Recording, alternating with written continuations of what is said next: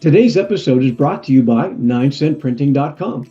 With over 100 five-star reviews, 9centprinting.com is ready to meet all your printing needs. Are you a church plant or small church with no copy machine? No problem. 9cent Printing has you covered. If you need bulletins, flyers, books, cards, offering envelopes, posters, they do it all. I know the Christian owners of this business personally, and I'm not just a fan, I'm also a customer. Fast, nationwide shipping, affordable, professional, wow printing at wow prices. Check them out at 9centprinting.com.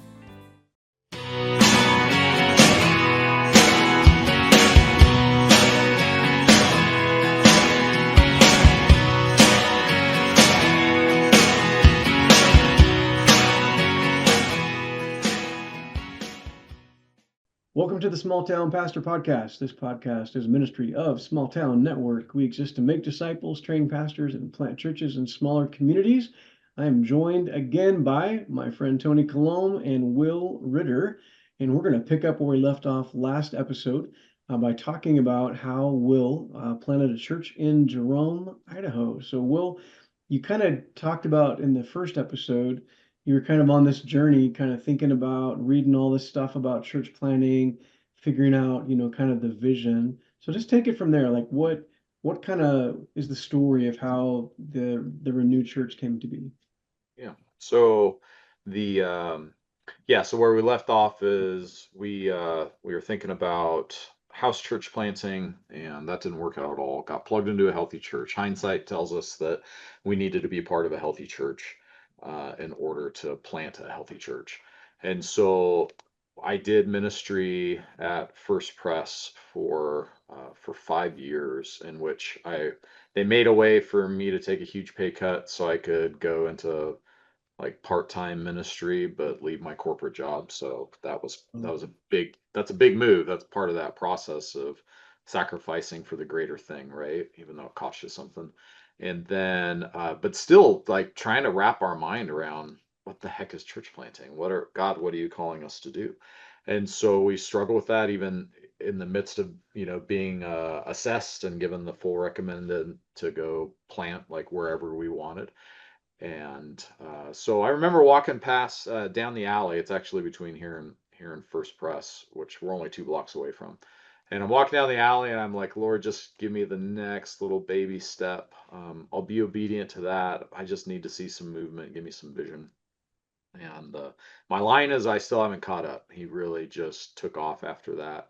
So he gave a vision for some sort of public space rather than a church building, which I lean anyway, because I need to be around people if I'm going to grow the kingdom. And so having creating a thing that enabled or that functioned as a vehicle to learn a name was really central. And so what we did is we just exegeted our community and said, okay, what does this community not have that that perhaps is something we can fill? And so there are two different ways of looking at that missionally. That would be that's not an asset-based assessment. That is a deficit-based assessment. So we looked around in Jerome, and our town of 12, 13,000 people didn't have a single sit-down coffee shop. We had 3 drive-throughs because we're kind of a drive-through.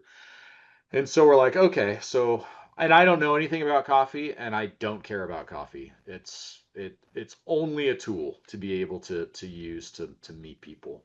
And so we decided that could be an inroad, and there was also not much for kids to do around here. Turns out kids don't need anything to do because they have a pseudo social life online, and so there's a little hint to where that headed. Can you hear the bell? No. Oh, okay. The noon bell, it's super annoying. Every day at noon in Jerome, there is a bomb warning that there is about to be a nuclear holocaust. Okay. So it's very small towny. Really? Oh yeah, yeah. Like in Midwest, it's like a tornado warning bell, and Yeah. so every Every day? at noon it goes off, and it is 100 yards away from my back door, and it is so loud. Well, But anyway, I'm that's sorry all. to get off track, but every day? Every day. Yeah, I mean, we every got day. We got the So loud. tsunami warning system here on the Oregon coast, Okay, yeah. but it's like maybe once a week or once a month, and they like message everybody. The tsunami warning is going. It's not a real tsunami, like all that business. Y'all are being chicken littled by your own town. Yeah, yeah. It's so all the farmers can set their watches, I guess. I mean, it's been around for a long time. Anyway, so yeah, so I pitched. I ended up getting kind of a rough vision of what this church plant was going to look like by doing a community center slash coffee shop, really a focus on coffee and gathering, kind of a central place to gather. And so I pitched it to our session, which in Presbyterianese is your board of elders. And so I pitched it to the elders at First Press, and they all really like the idea. Sounds nice. Pitch that to anybody, it's going to sound nice. But Mm, one of my best friends called me afterward for that meeting after the meeting. You know what I'm saying? mm, And mm. says, "I really like the idea." And he said, and I go, "Oh, that's great. I'm glad you like the idea." He's like, "No, no, no. I like it so much, I think I'll want to pay for it." And so Whoa. that gave to the adage that behind every successful church planter is a rich best friend. And so, quote me on that. Put that on there. Or So a church with lots of money that likes you, yeah. yeah, yeah. I didn't have that, but I did have a rich best friend. And so we spent months looking for a space and ended up. This is in the weeds, but this is a really great example, I think, for the church supporting the church in a community. Is that the building that Renew's in now is like a 5,000 square foot building, 4,000 square feet of space that we use, and there's an apartment in the back, but. Um, the space was owned by Calvary Chapel Jerome, and they had tried Oh, operating a thrift store out of here, but it had been empty for 6 years. And I kept walking by the building, and the pastor at First Press is like, "I really think you should look at it." And I'm like, "That's way too big." Mm. So anyway, another building we were looking at didn't pan out, and so I ended up doing a property assessment search and seeing that they still owned it. I called their pastor, who I had taken out to lunch. The minute they got the call to serve in Jerome at the Calvary Chapel, I reached out to him and his wife. I took him out to lunch, welcome Mm. to the community, that kind of stuff, and then ended up getting a hold of them and saying, "Hey, man, tell me about this building. We're looking at church planting and starting this coffee shop community center." And he's like, "Will, this is crazy because my elders and I are meeting there in 2 hours to talk about the future of that building, and we're meeting in that building." And I was like, "Can I come?" and he's like, "Would you please?" And so, Awesome. so I just met with the pastor and their elders and gave them the pitch for what we would later call Renew. We had not come up with a name yet, and they were on board, and they Wow. had a mortgage on it that they were trying to make, and so they ended up graciously selling it for less than they owed on it, so that Mm. they could help seed what would later be called Renew. And that kind of support, I mean, by God's grace, guys, that kind of Mm. support continued. We had financial support from Calvary Chapel. We had financial support from the Baptist Church, who later gave us their building back in February. We Wow. had the Lutheran Church give us money to help with this, and of course, along with First Press, the Methodist Church gave us like over 10 grand. I mean, it's just wow. like amazing amount of community support from the bride to help do what we wanted to do. And That's nice. partially what made that easier, guys, is the fact that we are starting something that didn't look like a Right. normal church, Right. get a building, steal people or whatever. It was a business's mission. And I didn't start an actual church service in here for over a year. Mm. And Eric, you alluded it to us at our part one, was that I did not want to attract people from other churches for the cool coffee shop church. Mm. But my primary reason is because I figured the people who would leave their church for the cool coffee shop church, I actually wouldn't want in my church. And so that was kind of a strategic move on my part as well. And Mm. I was perfectly happy, sharing the gospel with people and plugging them into at one of our partner churches that was Mm. well and healthy and missional and stuff like that. My friend, when he planted a church, he'd go around and speak at churches trying to raise support, and stuff. And he'd go like in the bigger town that he was already in. So he would go around and talk to the churches in that town, asking for money and talk about awareness and stuff. And he'd go, and please, we don't want you to come to our church. Mm. He's like, this is a church that's trying to reach lost people, not church people. So you might be excited by this vision. Please don't come. Yeah. Yeah. And I'm like, So seriously, funny. man? Oh, and like people were like offended. The way he said it was kind of edgy. Like, Right. please Right. don't come screw up my cool church plant with Ah, you lame church people. that's so Not funny. And you know, surprisingly, that church didn't take off very well. Oh man. this, something that kind of riffs off of what you said earlier, Eric, when we were talking about like looking at another church plant as like a threat, is that the pastor of First Press gave Carrie and I open season on the congregation for a core Mm. team, and they said, Wow. ask, and if whoever That's feels called to awesome. go with you can go. It's like Mhm. take them, and not a single person got on board, not one. Really? Yep. Nobody, huh? Mm. Wow. Yeah. Wow. And since like my associate pastor during COVID, that we had a few people from other churches who stopped meeting, or it just Mm. got too weird because of political ideologies that Mm. were on the surface of congregations. So we had a Mhm. small influx of people show up from COVID, Mm. uh, and so, but that was it really, as Mm. far as like a transfer is concerned, from our mother church, and so that's super interesting. Well, at You least props to had, that pastor for like opening the doors to like send people out, and that vision and that heart for that. I mean, that's what it takes for us to have success growing the Yeah. kingdom. Yeah, and I think that's definitely easier said than done, Hmm. when you look at somebody who's willing to do something, and you're just like, wow, that's so amazing. And Mm. then you have the opportunity to do something like that, or to partner with another church plant, Eric, like you were talking earlier. And it still requires a gut check. It Yeah. still does, because there's that piece of us, I think. Sorry, my phone's ringing. I'm sure it's coming up, I can so barely hear it. It's fine. I can't hear okay, it. okay. There's still that gut checks are required, because I think inherent in just our depravity is that we want to build our own kingdoms. And so, having God giving us those opportunities to do ministry with an open hand, I think is a real gift for our own development as disciples of Jesus, but also to see if we're going to be on board for the flourishing of his kingdom and earth. Right. Yeah, we're like our Mhm. church, it's getting ready. We're having our first service, by the way, this weekend in Jerome, our first preview service. Awesome. And we're sending more than 20 total people from our congregation to go be part of that new church plant. Awesome. And people are excited about it.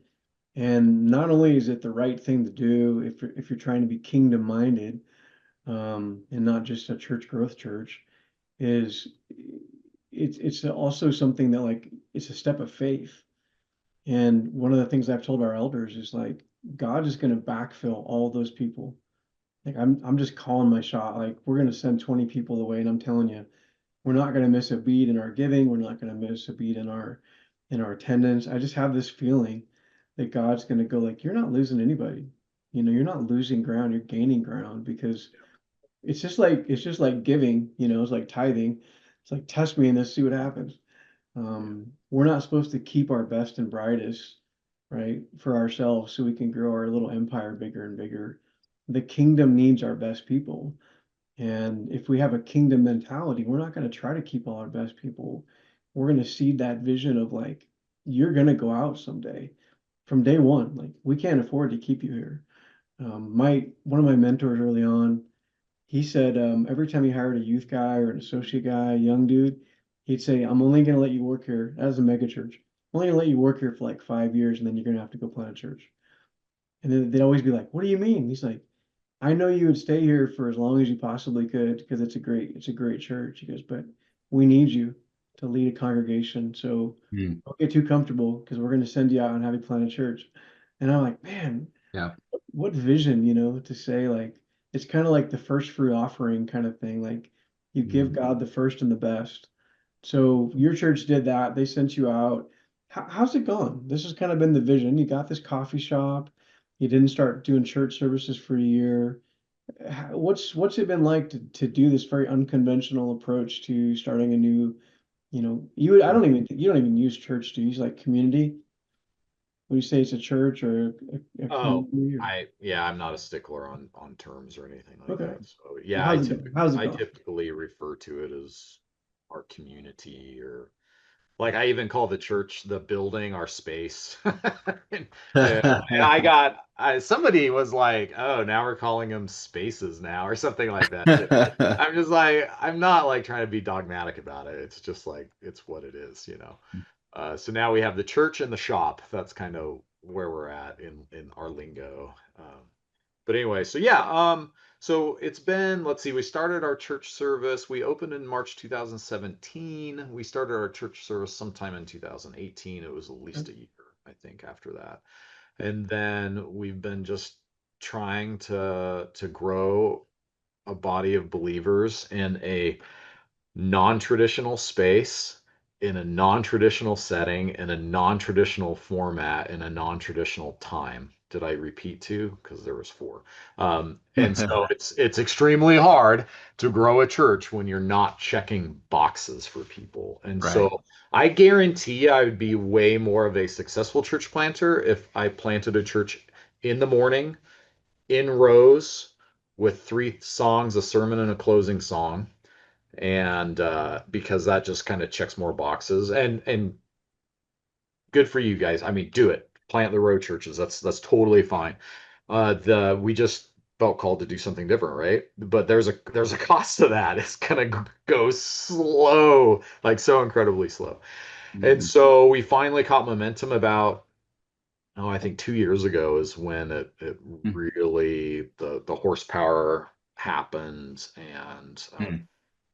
I mean, starting to have people that met Jesus here at the shop become, maturing believers, and then like the horsepower behind the shop, and so that was really cool, and it transfers from other folks. That's going to happen in every church plant, right? And Absolutely. so finally got to a place where about 2 years ago we were pretty consistently out of room, and then we went like when we kind of topped out at 70 people in the coffee shop, right? And because we gather around tables and stuff, and then so we bought all new tables and chairs because we needed to. It increased our capacity by 20, and then that very next week they were all full. It was so funny the way you Wow. did that. I know. And then so we again still out of room, trying to fit 25 kids in a little community meeting space that's like 12 by 12 or something like that. It's just Mm. ridiculous. And so we've been praying like, God, we need space, because in the end I want to plant again. So I want to be a church that plants churches. I built that accountability in our website by calling it renewedchurches.com, because I Mm. really wanted to hold myself accountable to be a church planting church. And so, but I had a sense that we needed to hit a certain capacities in order to gather the horsepower to plant again. And so I'm like, the 80 people, I don't know. We first press, we were 120 people when we planted Renew, so it doesn't take 1,000 people to plant a church. But I Absolutely. knew we needed a Right. little bit more horsepower, more mature leadership, things like that. Mm. We were praying for a new space, and me and my associate pastor would walk around town and pray and talk every week. And so we'd walk by this Baptist church, and knew they were down to 10 people, and we're just like, man, it's right across from the skate park and the splash pad. Missionally, it's the best located building in Jerome. Mm. I'm like, what if? And we had been praying for vision for 2 years, like, Lord, what's next for us? And so anyway, they were kind of down to 6 or 7 people, and started kind of planning out what they were going to do when the church closed, because they just knew it was going to close eventually. They're getting older and stuff. And so um, we just mentioned, like, hey, what do you think about gifting all your assets to Renew, because we really need the space, and we want to honor the legacy and do mission, and that's what the building's for. And they Mm. were super excited about that. And so they invited us to come and talk. Carrie and I just came and gave a quick little pitch, answered a couple little questions, and we had the paperwork signed in 3 weeks. It was amazing. And so they went ahead and gave us everything kind of immediately, but they still meet. So we prepped one of the classrooms for them, and so their pastor and like 4 to 6 people will still meet there every Sunday morning, Wow. and they met there during the renovation. We kind of kept that place orderly for them during our renovation, and that's been we started renovating in February, and we finally had our first church service 2.5 weeks ago. And Mm. so that has expanded our capacity significantly, and we're Mhm. already out of room again. And so now Are we're you trying to meeting there now? Are you meeting in that new church now? yeah, we started. So last Sunday was our second Sunday, Dude, you and didn't tell me that. That's awesome. well, so it's kind of it's it's a soft opening. So Soft launch. yeah, getting like our stuff figured out is kind of a big deal, and like AV that can be just a nightmare, and kid check-in, and so there's some stuff that needs to be worked on, and some stuff that's not done yet, and things like that. But as soon as the benefit of that space exceeded the benefit of the shop, we were like, we need to move. And so we had more room for kids and more room for chairs. And That's so awesome. as soon as that exceeded it, and then we switched gears and went over there, and still maintaining a Sunday night service. But we anticipating running out of room by the end of the year and having to probably go to 2 services. So what's Amazing.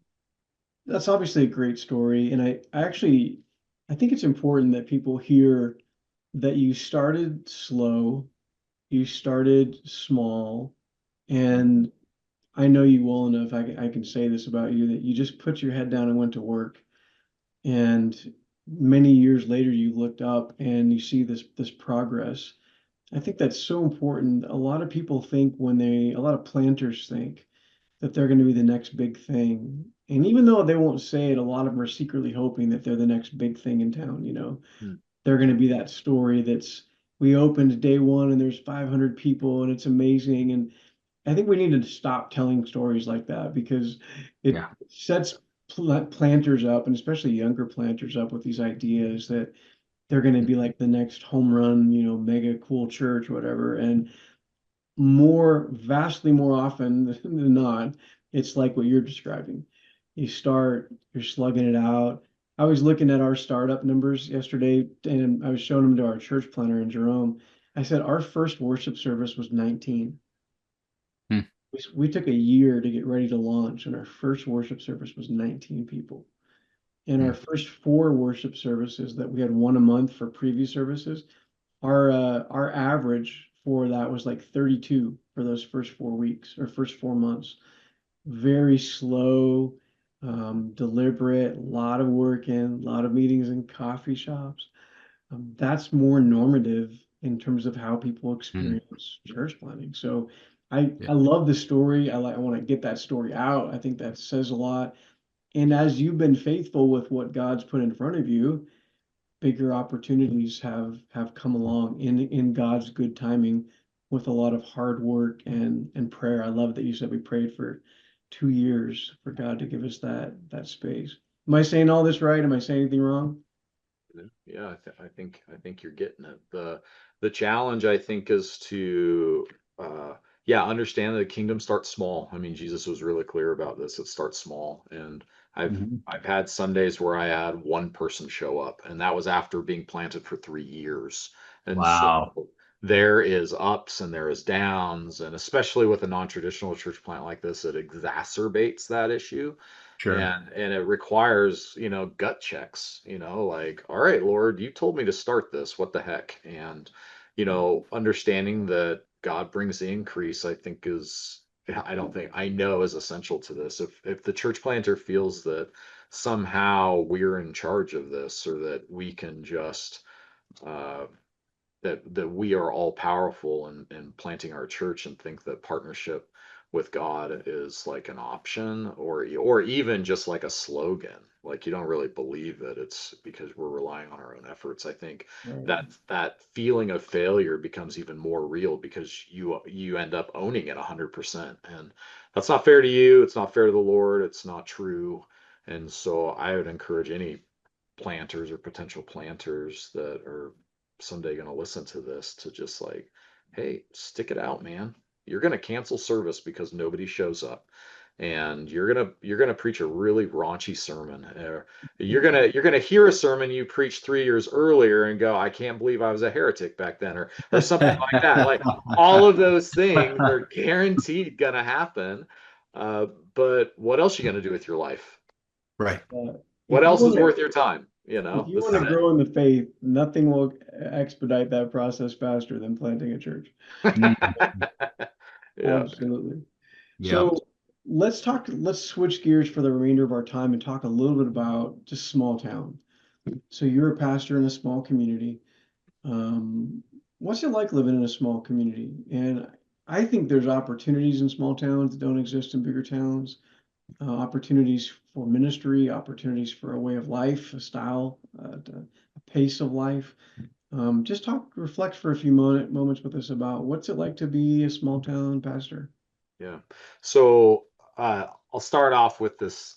Our director of church planting for Eco, when we were discussing rural church planting, because I'm the only one who's doing it within our tribe, everybody else is kind of focused on urban and Right. city planting because that's the sexy stuff, right? Small town's not super sexy, but yeah, one of his advantages, he was like brainstorming. He's like, one of the advantages of planting in a rural community is you don't need to be a very good preacher because the selection is so Oh thin, boy. And I was like, okay. I'm like, that's why God put me in a small town, Eric, because I was just a subpar preacher, but it didn't really matter because what did I have to choose from?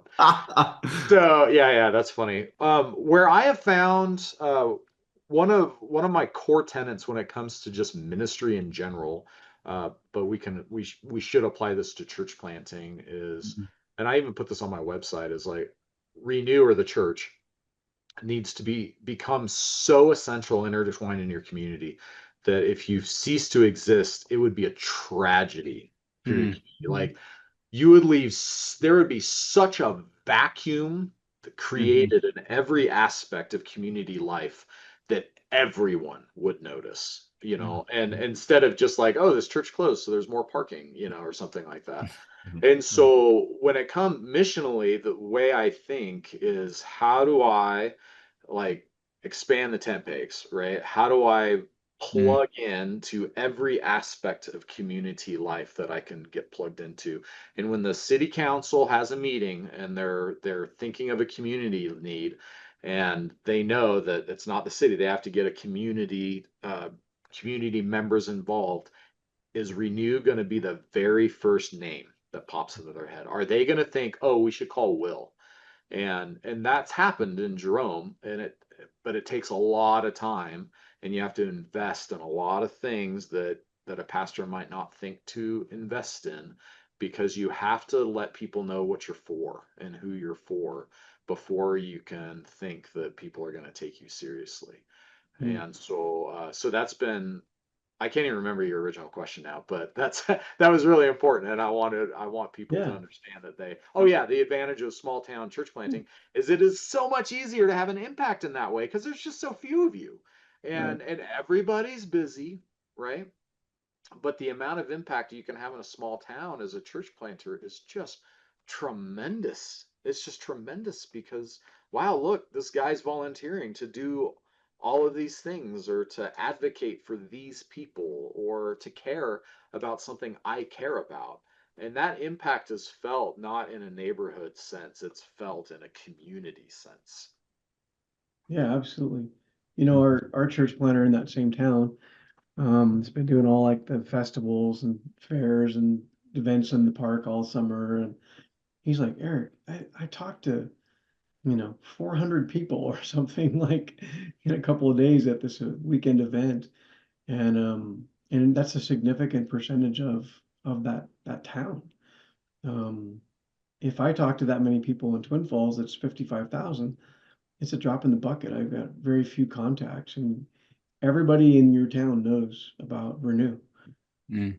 They may not know it's a church and a coffee shop, but they Yeah. go there, they're there. Your staff is like trained to minister to people and be like the best Christian staff of all time. Joy, you're one of your employees, always greets me by name. And remembers what I get because it's, a Diet Dr. Pepper probably. Um, but like it's great. It's like there's a great vibe in there. There's obviously little hints of Christianity in there, and the world's coolest life-size Lego man, like up on the up. You'd have to come to see and understand. But yeah, and you guys do that kind of stuff like Lego night and Mm. board game night and all these things in your coffee shop slash church. Very, very cool. Yeah, it's a real example of like the most successful event we had this year in 2025 has been a daddy-daughter date night, which Mm. we've done before. This isn't the first time we've done them, but the responses to doing community events after COVID, that COVID changed everything when it comes to people's desire to socialize, like in general. And so like our attendance at community events once we started doing them after COVID was a fraction of what they used to be because everyone had been trained to not do anything anymore.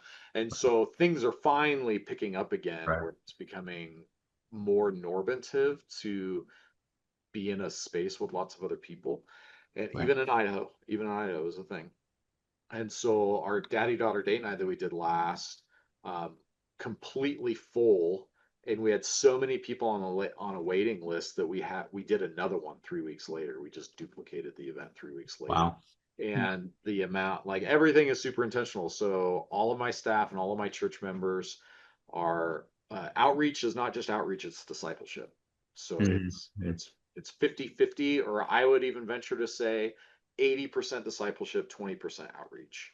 And because we're supposed to be training and making disciples that make disciples. And so training church members in what does it look like to know a name, to see them as made in the image of God and worth dying for, Mhm.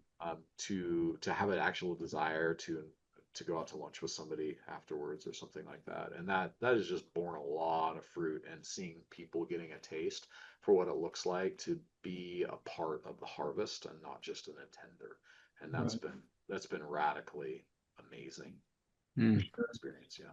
The last thing I'll just mention real quickly, I think as we're trying to plant, bivocational pastors in communities to start new churches, a lot of people are interested in this idea of like, I wonder if I could start a coffee shop. It would kind of subsidize the cost of the ministry and stuff like that. I know you've had a lot of people inquire.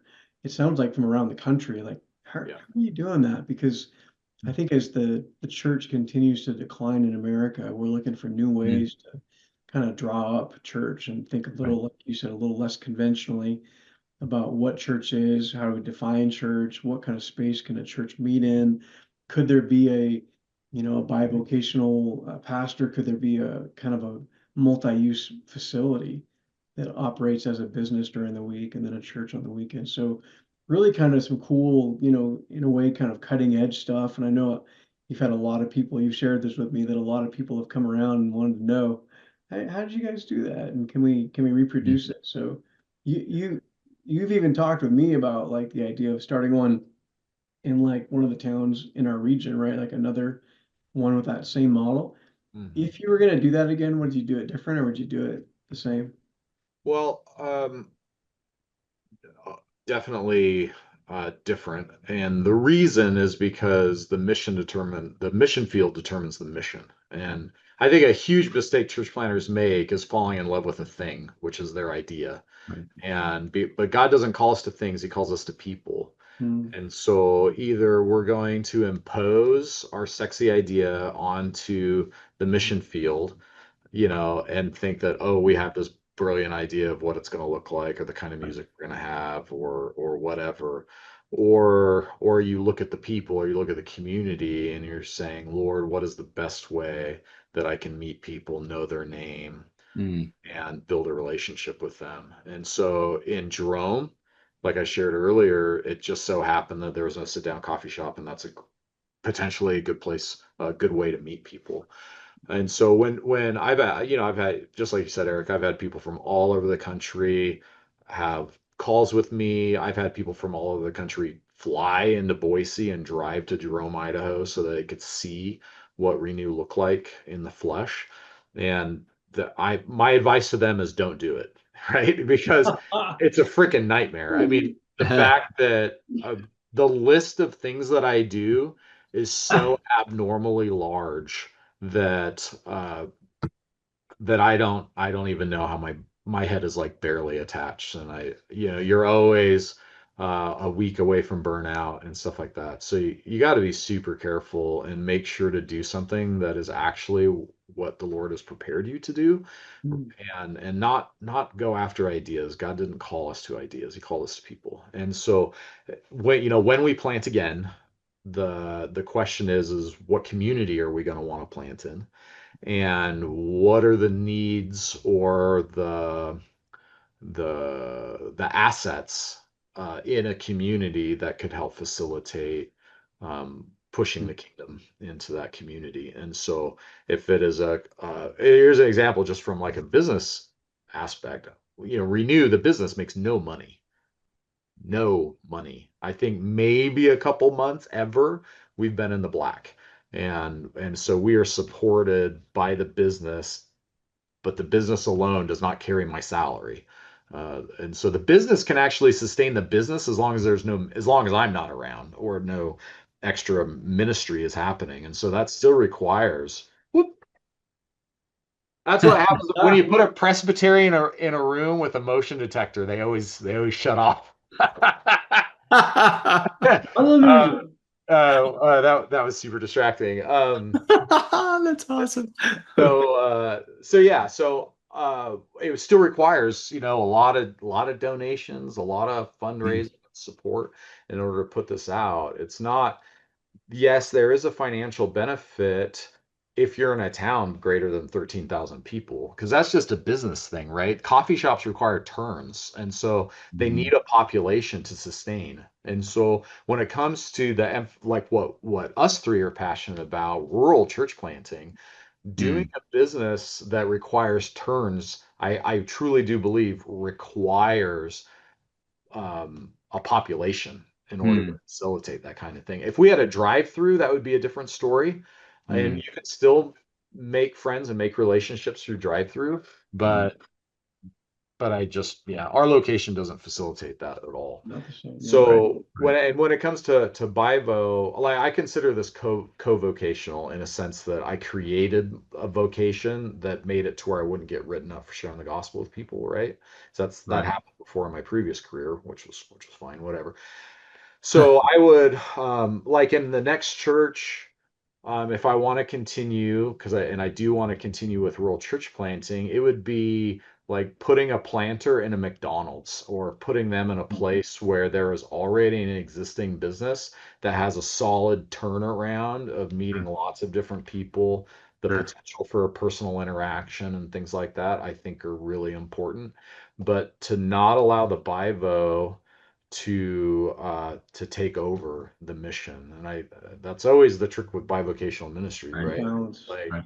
you bivo is like really great on paper, but in the end guys only got a certain amount of capacity, right? And You're so making decisions every day about what ministry to do or not do and what work totally, and yeah, Yeah. it's a tear. So totally. So I think it's still important for planters to raise support and then put themselves in a position that they can meet the most people Mm, and within an appropriate context. And that's also like the thing about that Renew was designed around was meeting people in a context that made sense. And so like I don't think there's anything wrong with door knocking, but but it's we're not trying to make converts and just get like log decisions or we're trying right. to make disciples. So John, our church planner in Jerome, he actually got a job at the charter school and yeah, he teaches okay, 2 hours a day at the perfect, charter school, middle school. perfect. Yep. And he's like kind of a construction and mechanic guy by trade, and they actually asked him to teach like a life skills class where he's teaching like Awesome. some like building and stuff. And every day he's with all these teachers, with all these students, and their church plant is going to end up meeting in that academy, in that charter Hmm, school. And so this great tie-in, perfect. like you said, we planted him right into a school that's also going to be the place he's renting for the church plant.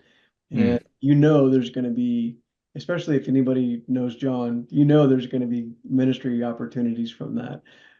He doesn't miss them. So, well, Yeah. listen, man, I know we've been on for a while. I want to wrap this up, but thank you for your time. I've kind of Yeah. said to Will before, and I totally mean it. Will is kind of like my pastor. Like he's the guy that's like, he's not in my town, he's not in my church, he's not in my tribe. And I like to go up there and just talk, and we just kind of pour out our guts and talk about what's going on. And Mm. so we co-pastor each other, I think is probably a fair way to say that. And I really I call you too, man. and it's been a while, dude. So we need to meet up. We need to Yeah. go up there. I'll tell you something off after we log off. Let me wrap this up and then we'll be done. So hey everyone, thanks for listening today. Be sure and check out our new sponsor, 9centprinting.com. If you like what we're doing, please like or subscribe. If you're interested in Small Town Network, you can find us online at smalltownnetwork.com. And if you believe in the importance of planting disciple-making churches in smaller communities, we'd love you to consider partnering with us in prayer and financial support. You've been listening to the Small Town Pastor Podcast.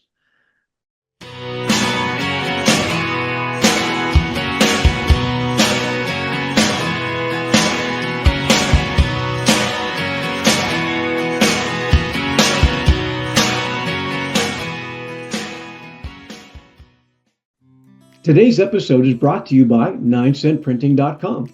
With over 100 five-star reviews, 9centprinting.com is ready to meet all your printing needs. Are you a church plant or small church with no copy machine? No problem. 9cent Printing has you covered. If you need bulletins, flyers, books, cards, offering envelopes, posters, they do it all.